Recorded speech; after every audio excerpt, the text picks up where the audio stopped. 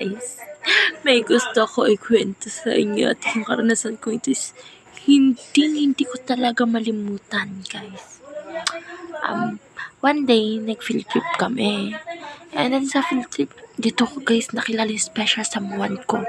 Nag-field trip kami. And then after ng field trip, nag-field trip kami.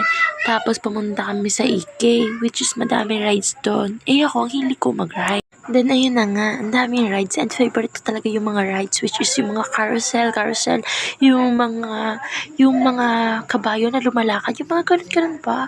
Tapos parang, pag nakalaki, shucks, parang dinadala ko sa heaven. So, yun na nga. That time, naisipan ko sumakay sa Ferris wheel, which is yung feeling na parang dadaling ka sa heaven.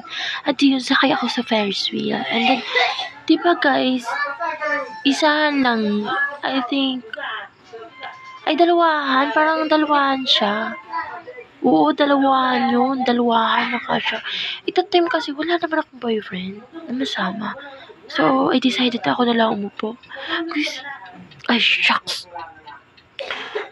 Naiingit ako kasi mga kasama ko lahat may katabi sila, ako wala. Ito na nga. Yung magtitinda, yung parang collector ng pera, isinama ko. Sabi ko, kuya ko na lang yung sumama ko sa akin. Kasi gusto ko talaga mag-rides. Gusto ko talaga mag-rides, guys. Gusto.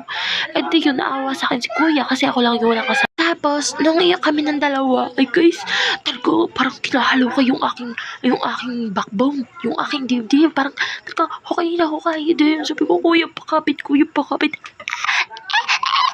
Sigaw kong gayon.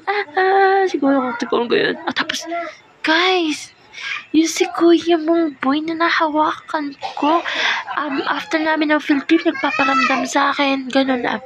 Hindi naman nagpaparamdam na, nabulto. Hindi, no. Kasi nung nandun kami, nagkakwentuhan kami ng very slight. Tapos pagkababa namin, ayun, sabi niya, bilang bayad mo sa akin kasi sinamahan naman kita, kung pwede daw niya makuha yung number ko. So ako, I give my number, pero hindi yung mga accounts niya like FB, ganun, etc. Oh no, yun na nga. After ko umuwi, may nag-text sa akin, ingat daw ako, keep safe, ganun. Sarap ko daw kasama. Tapos after ng chat na yun, kinukulit na ako na kinukulit palagi. Tapos after namin ng kulitang yun, after ng kulitan na yun, naglaman guys yung bahay ko. At ito na nga naligaw guys, umakyat. Lagi na lang dito nagdadala ng mga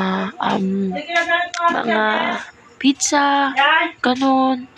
Mga pizza, mga lollipop, ganun. Tapos yung mga bulaklak, kahit yung mga paute na parang pang-alay, ganyan, parang kandila.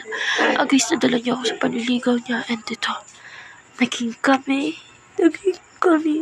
At ngayon, yung boyfriend kong yun, nakikita na lang kami.